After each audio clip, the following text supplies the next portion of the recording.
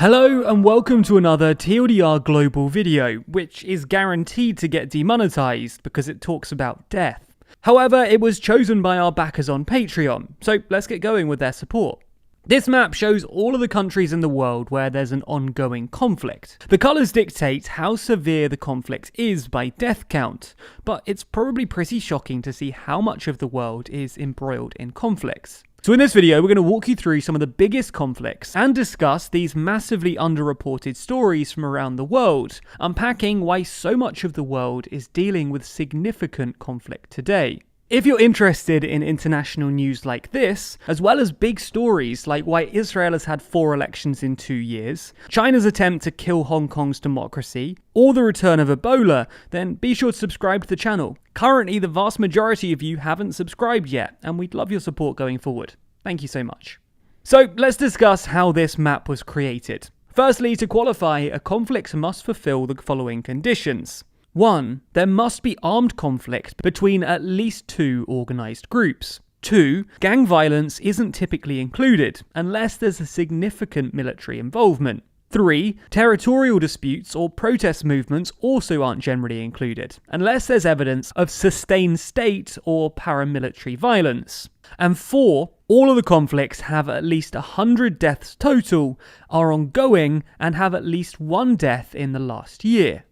Even with those conditions, there are still 56 conflicts on the list, so we obviously don't have time to run through them all here. Therefore, we'll be grouping them by death count.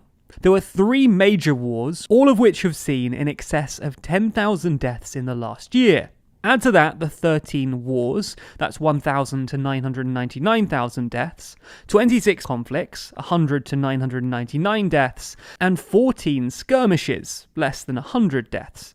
Together, these 56 conflicts have led to in excess of 135,523 deaths in 2020, and more than 37,613 deaths so far in 2021. Those are clearly big numbers, so let's dive into the detail.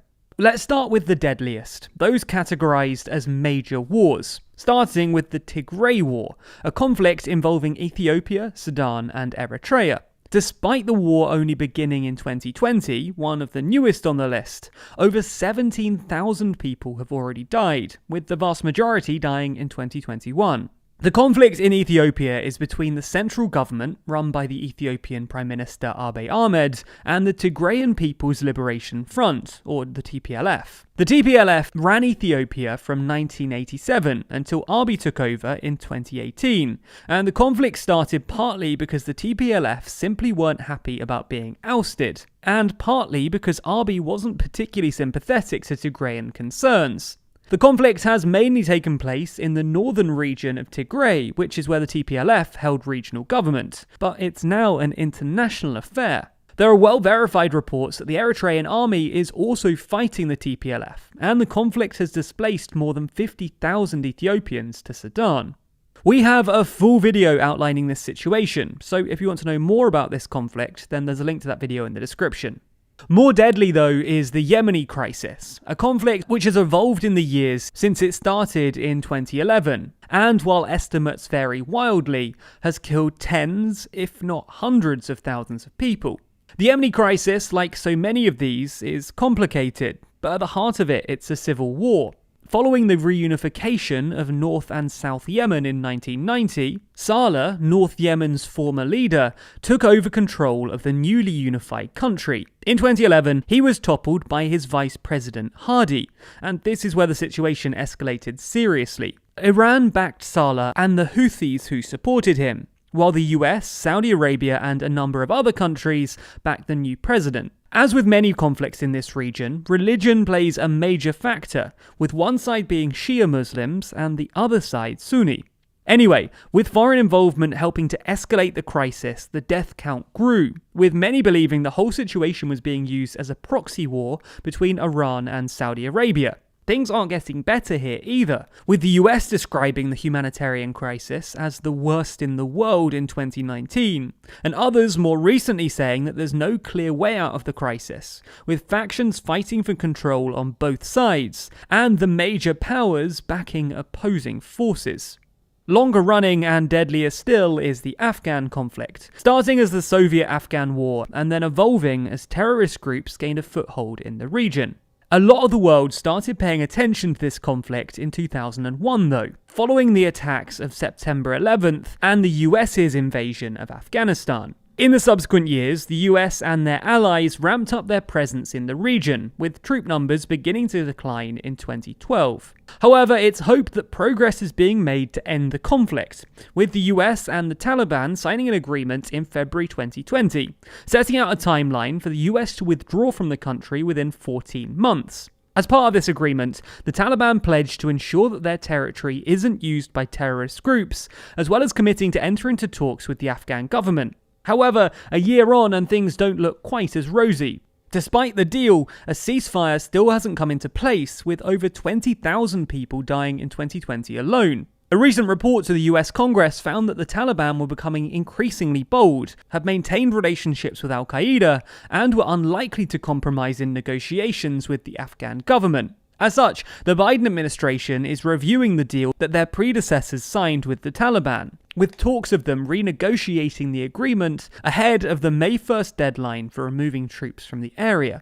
Biden doesn't really have any good options here. He could pull the troops as planned, but then the Taliban could feel like they've won, leading to them overturning the Afghan government. He could negotiate an extension, but that would take political capital and would delay the takeover yet again, leaving US troops in danger.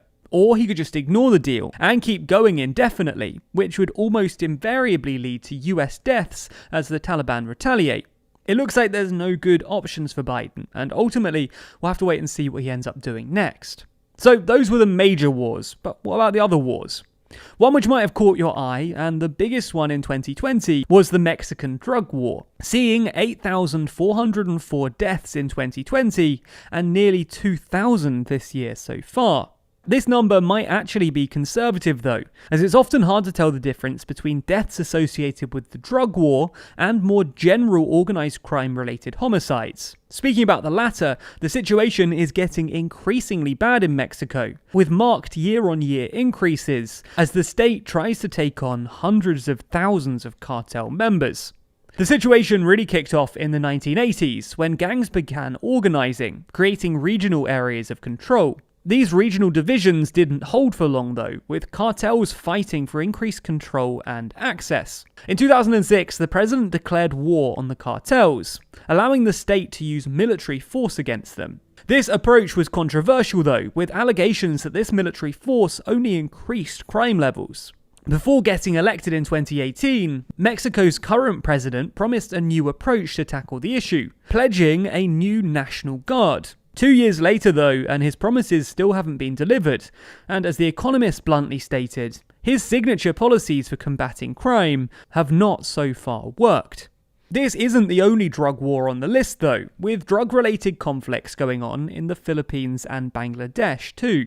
The Boko Haram insurgency in Africa is another significant issue, seeing over 60,000 cumulative deaths, 8,200 of which happened in 2020, spanning across 4 different countries. This has been an issue for a while now, with insurgent groups repeatedly trying to corrupt and disrupt the politics of West African nations. But Boko Haram, Africa's largest terrorist group with links to the Islamic State, became a major issue in the early 2010s. Since then, numerous attacks, kidnappings and killings have taken place, including a major kidnapping which captured the world's attention in 2014. Since then though, the threat has continued, with an estimated 2.5 million people displaced in the region, and 244,000 refugees fleeing the country altogether.